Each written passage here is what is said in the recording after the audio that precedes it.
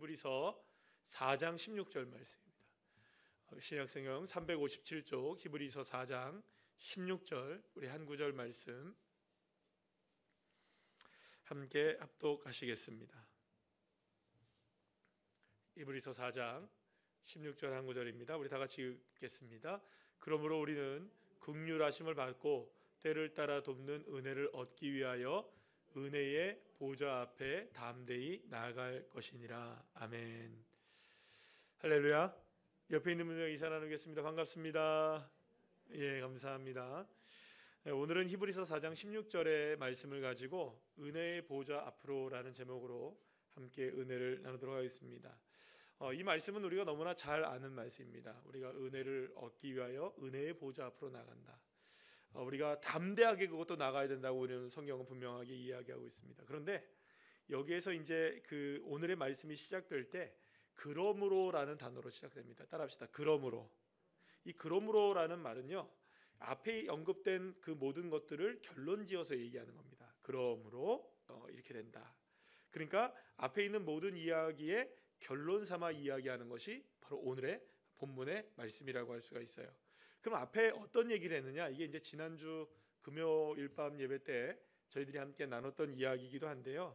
어떤 이야기가 있었냐면 우리의 삶을 공감하시는 하나님, 우리를 그냥 내버려 두시는 하나님이 아니라 우리의 아픔을 다 공감하시는 하나님이시다. 아멘이시죠? 그 하나님이 계신다. 그 하나님이 우리의 하나님이시다. 그래서 예수님은 우리를 위해서 십자가를 지시고 아버지 하나님께서는 독생하신 예수를 버리시면서까지 그 아픔을 겪으시면서까지 우리를 사랑하신 분이 주님이시다. 이게 이제 그게 앞에 있는 이야기고요. 이제 그래서 결론으로 그러므로라고 얘기하는 거예요. 오늘 본문을 다시 한번 우리 함께 읽어보도록 하겠습니다. 시작.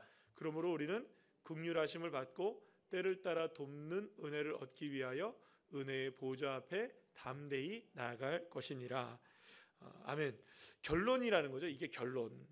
주님이 계시니까 주님 앞에 나갈 수 있다. 그 주님이 어떤 주님이시냐? 우리의 아픔을 공감하시는 주님이시다.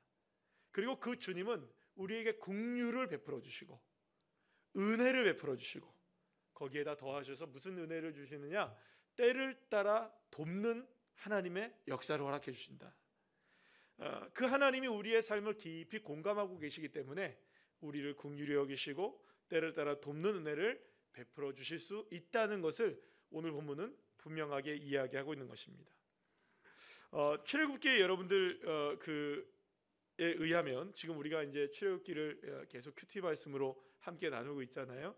그 말씀에 의하면 구약 시대 때만 보더라도 하나님의 보좌 앞으로 나간다는 것은 아무나 나갈 수 있었습니까? 없었습니까? 아무나 나갈 수가 없어요. 성소와 지성소가 명확하게 구분되어 있고 휘장으로 그것들이 전부 다 구분되어 있었고, 그러니까 그곳을 넘어갈 수는 없어요. 그러니까 성소에 들어갈 수도 없고 지성소는 더더욱이나 들어갈 수가 없는, 그러니까 누구나 다 들어갈 수가 없는 거예요.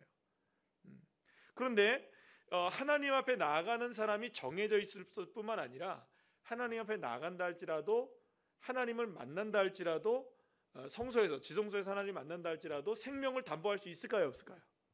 생명조차 사실은 담보할 수가 없는 상황에서 하나님을 만나야 되는 거예요. 그러나 이제 그럼에도 그렇다면 여러분들 하나님 보좌 앞에 나간다는 것은 그만큼 어려운 일이에요. 그래서 하나님은 아예 하나님을 만나려고 하는 사람들 여기까지도 오지 마라. 하나님께서 선까지 그시잖아요, 그죠?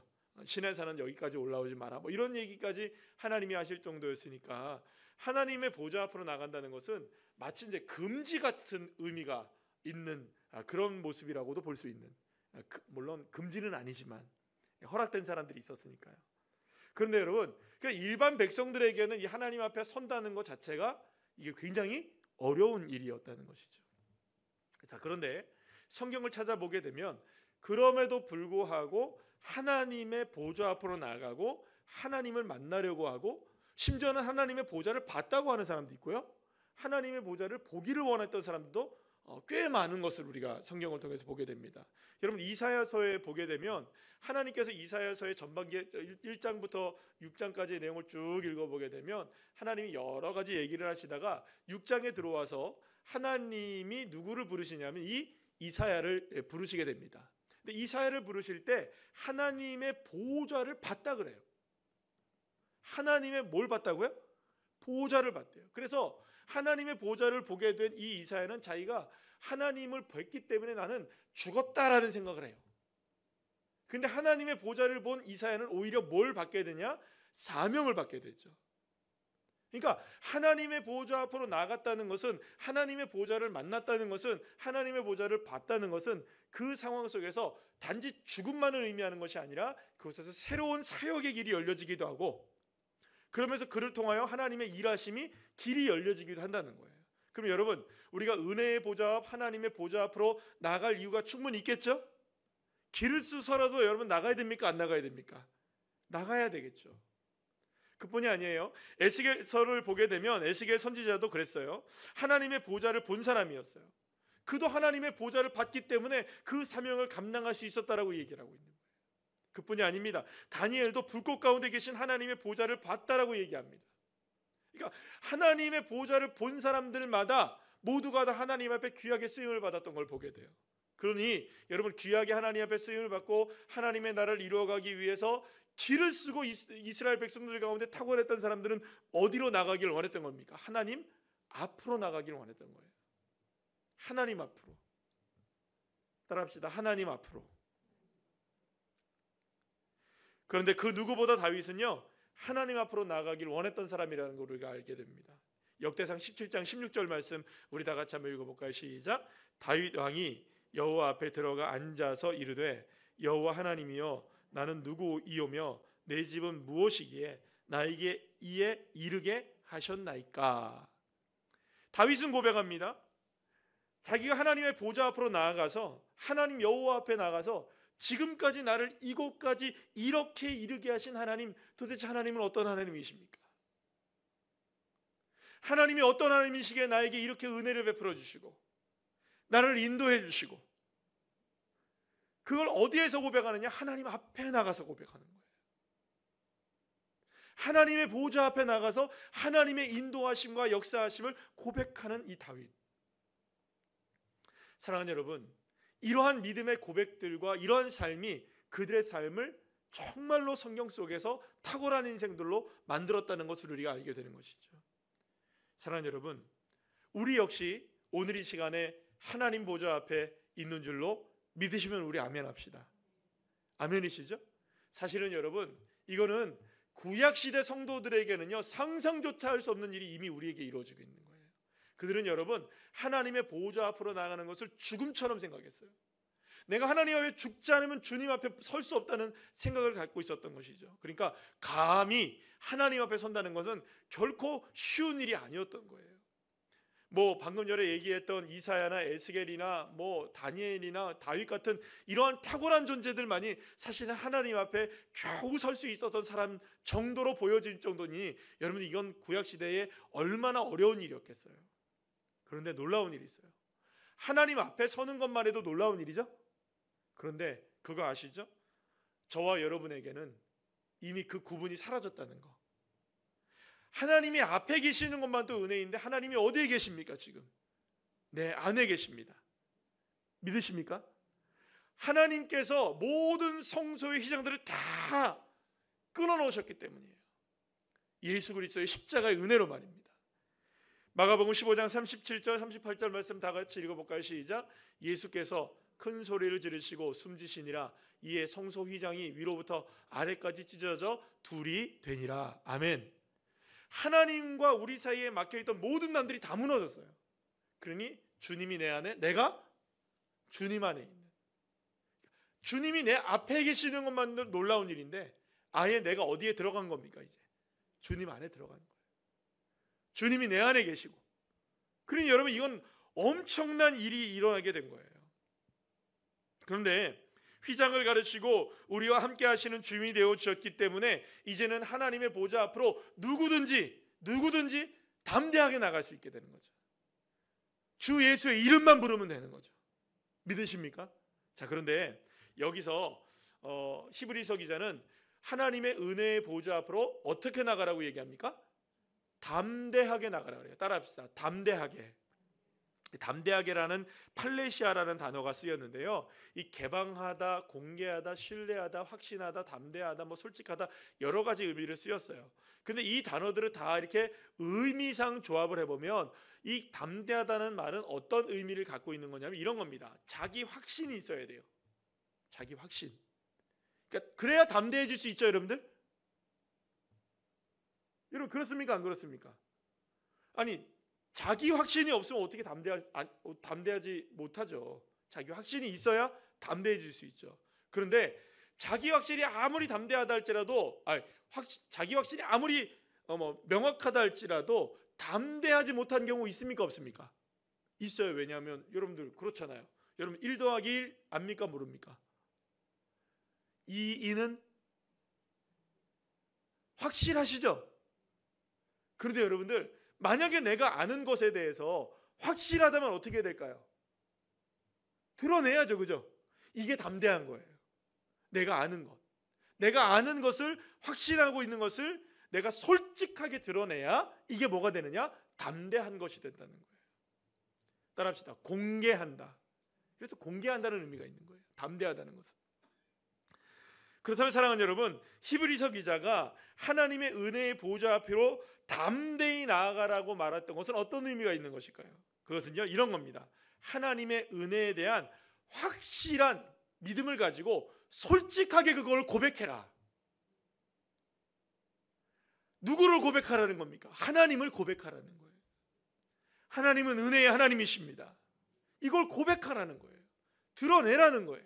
솔직하게 공개적으로 드러내라는 거예요. 믿음이 있다면 어떤 상황에서도 내 삶을 깊이 공감하실 뿐만 아니라 나를 긍휼히 여기시고 은혜를 베풀어 주신 주님을 내가 믿고 신뢰하고 있다는 것, 그걸 공개적으로 자백하는 것, 이게 담대한 것이라는 거예요. 그냥 주님이 하셔, 이 정도가 담대한 게 아니라는 거예요. 담대한 거는 공개적으로 하는 거예요. 공개적으로 솔직하게. 사랑하는 여러분, 여러분 믿음 있으십니까? 주님을 믿으십니까? 오늘 좀 믿음이 좀 떨어지셨나 봐요. 오늘 금요일쯤 되면 떨어질만 하죠, 그죠? 주일날 돼야 은혜를 다시 받나요?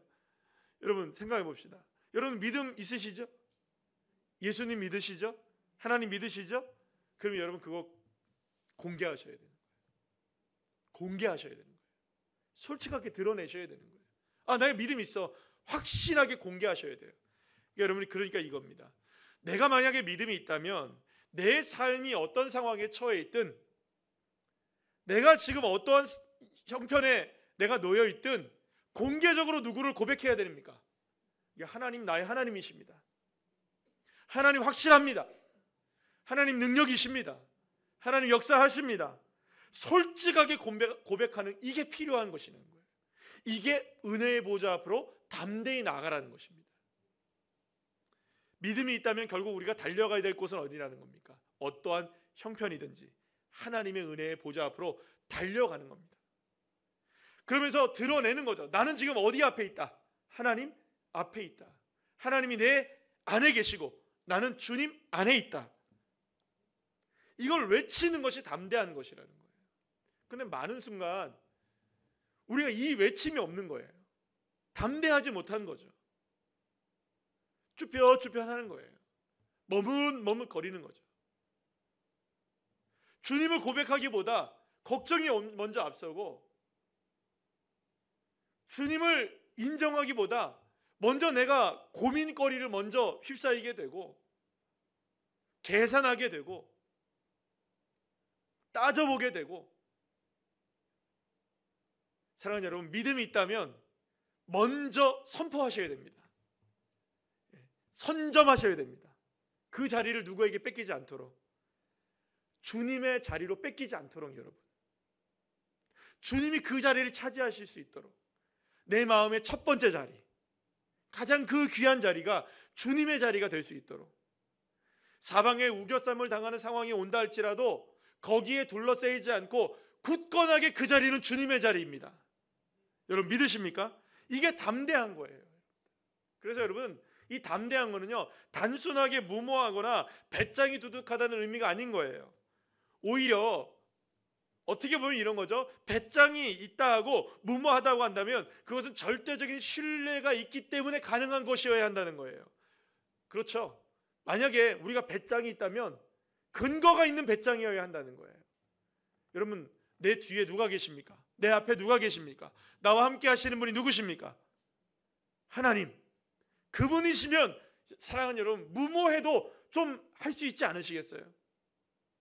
배짱을 좀 가지고 좀 하실 수 있지 않으시겠어요? 근데 우리는 그러지 못한다는 거예요. 늘 계산이 바쁘고 늘 우리가 따져보는 게 바쁜 거예요. 살펴보는 게 바쁜 거고. 그러니까 여러분, 저는 여러 가지로 그런 생각들을 이제 하셔야 됩니다. 그러니까 저도 마찬가지겠지만 우리 모두가 좀 그래야 된다고 생각해요. 뭐냐 하면 물론 우리의 삶 가운데 여러 가지 작은 일들도 큰 일들도 우리를 힘겹게 만드는 많은 일들이 있습니까? 없습니까? 있어요. 우리가 여러분들 너무나 우린 연약한 존재들이에요. 말 한마디에 우리가 무너지기도 하고 또 어떤 작은 상황 속에서 우리가 낙심하기도 하고 그렇죠, 여러분들? 그러시나요? 안 그러나요? 여러분 다 강철 마음이신가 봐. 우리 다 안 그렇거든요. 굉장히 연약합니다. 한마디 말에 우리의 상처를 받게 되고요. 너무나 연약해요. 그런데 여러분들, 그럼에도 불구하고 우리가 결단하는 게 필요한 거예요.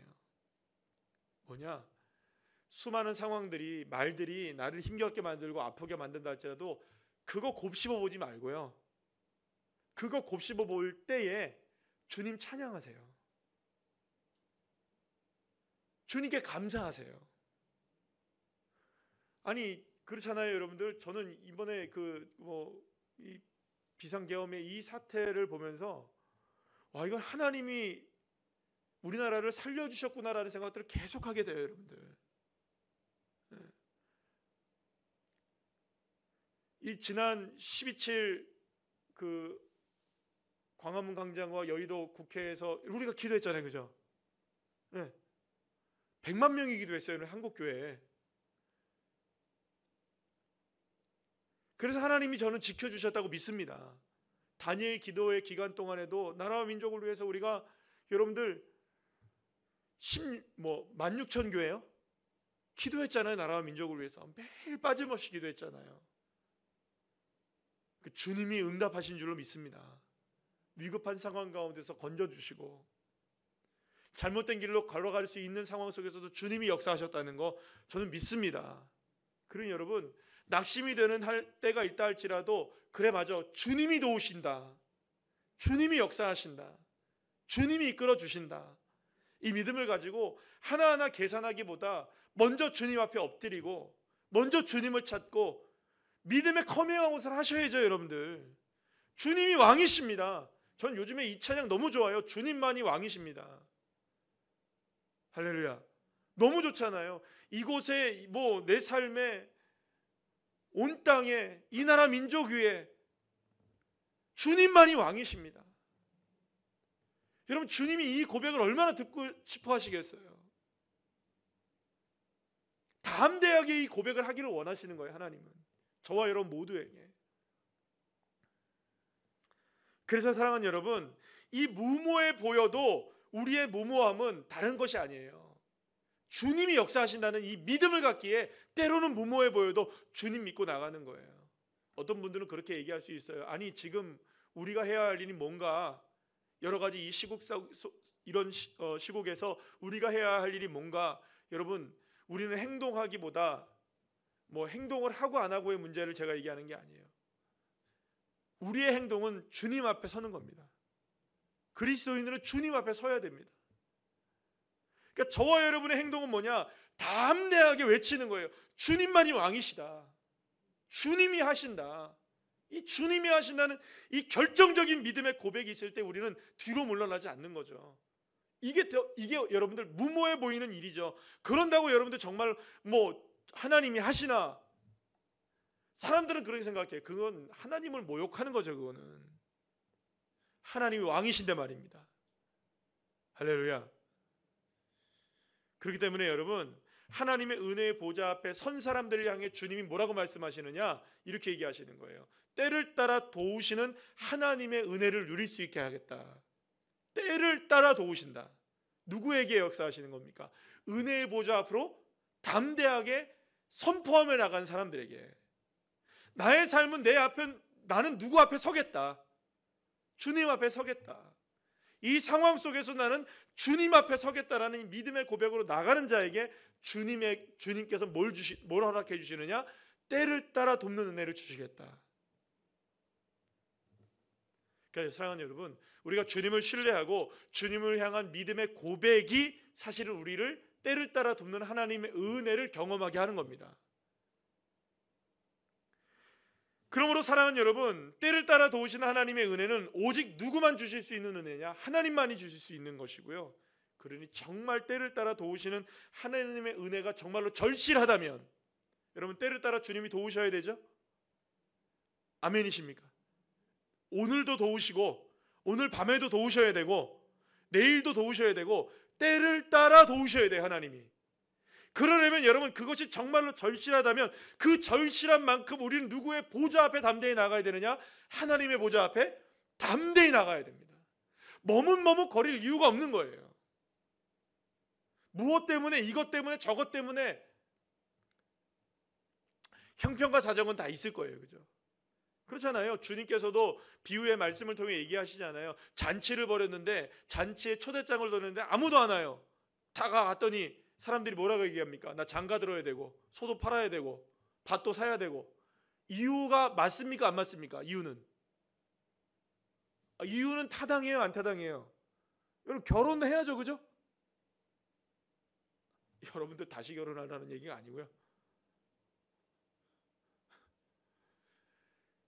밭도 사야 되고 뭐도 해야 되고 할 일은 많아요. 여러분들 우리도 똑같아요. 여러분들 할 일 많아요.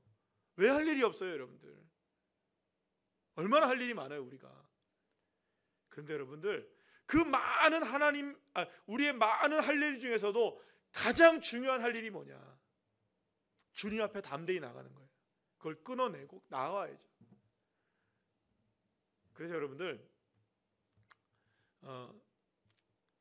우리가 보통 그런 생각들을 합니다. 우리가 보통 이제 뭐 어떤 부분에 있어서는 우리의 삶의 여러 가지 이유와 조건들을 달게 되고 때로는 핑계를 대기도 하고 그 많은 일들이 우리에게 있어요.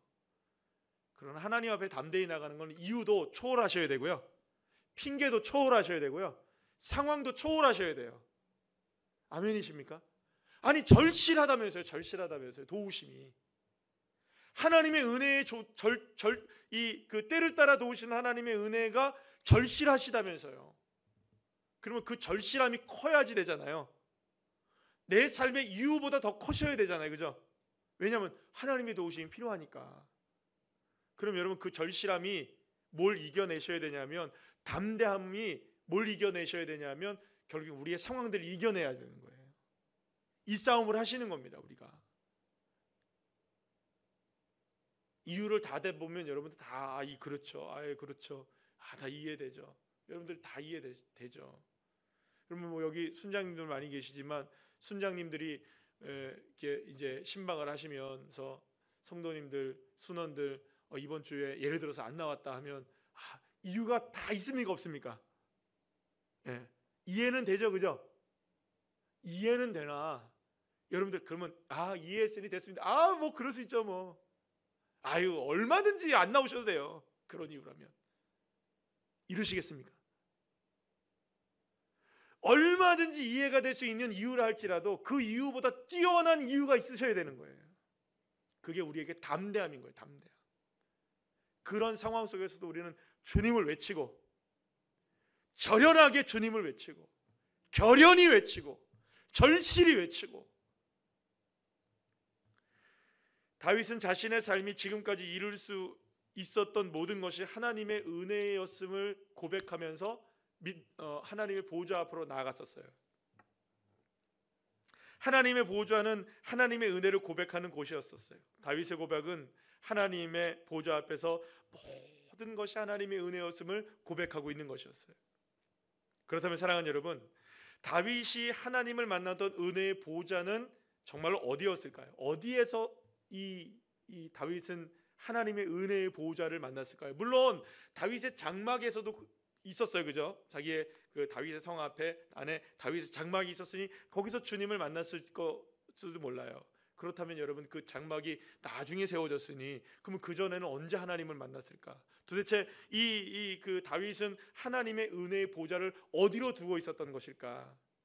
어디였을까요, 여러분들? 정답은 따라합시다. 어디나였어요. 어디나. 물론 다윗은 방금 말씀드린 대로 장막에서 하나님을 만났지만 그게 전부가 아니었다는 거예요. 때로는 사막의 음침한 골짜기에서도 하나님의 보좌가 됐던 거예요.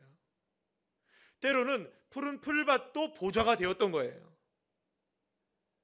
다윗이 미친 척을 하면서 블레셋에 망명을 했을 때도 그때도 은혜의 보좌였던 거예요. 동굴 속에 갇혀 살아갔던 그때도 뭐였습니까? 은혜의 보좌였던 거예요. 모든 곳, 모든 상황이 다윗에게는 다 은혜의 보좌였던 거예요. 왠 줄 아세요, 여러분들? 왠 줄 아세요? 그곳에서 누구를 고백했습니까? 하나님을 고백했기 때문이에요. 담대하게 주님을 선포하고, 주님이 나의 왕이십니다. 주님 나의 전부이십니다. 주님의 지팡이와 막대기가 나를 도우시고 인도해 주십니다. 주님의 이름으로 인하여 내 삶을 주님의 이름으로 인하여 승리합니다. 이 믿음의 고백이 있었던 모든 곳들마다 은혜의 보좌가 되었던 거예요. 사랑하는 여러분, 하나님의 은혜의 보좌는 다른 곳이 아니에요. 지금 이 순간이에요. 이곳에서 여러분 담대하게 하나님을 외치시기만 하면 때를 따라 도우시는 긍휼하신 하나님, 그 하나님의 때를 따라 도우시는 은혜가 저와 여러분에게 풍성하게 임하게 될 줄로 믿습니다. 그래서 때로는 우리의 삶이 실패하고 망가지기도 하고 고장나기도 하고 어려운 일들을 우리가 당한다 할지라도 우리의 삶의 모든 것을 다 공감하시는 하나님, 그 하나님이 오늘 이 시간 저와 여러분을 다시금 일으켜 세워주셔서 때를 따라 도우시는 은혜로 하나님의 은혜였습니다. 여러분, 저는 저와 여러분 모두가 다 저와 여러분의 인생 가운데 이렇게 고백되기를 원합니다. 하나님 어찌하여 나를 지금까지 이렇게 인도해 주셨습니까? 하나님의 은혜입니다. 이곳까지 인도해 주신 하나님의 은혜, 에베네셀의 하나님, 나의 하나님이십니다. 이런 믿음의 고백이 정말 우리의 믿음의 고백이 될 수 있도록 담대하게 선포하실 수 있는 그런 믿음의 자녀들 한 분 한 분들 다 되셔서 오늘 이 밤에 기도하실 때 여러분들 우리가 절실하게 기도했으면 좋겠어요. 그러나 분명한 확신을 가지고, 누구에 대한 확신? 하나님 나의 하나님이시다. 때를 따라 도와주신다. 나 공감하시고 계신다. 주님 내 아픔 아시잖아요. 주님이 주권을 인정합니다. 공감하시는 하나님을 향해 긍휼함을 기대하고, 그러면 주님께서 때를 따라 도우시는 은혜를 베풀어 주셔서 승리하게 하실 줄로 믿습니다.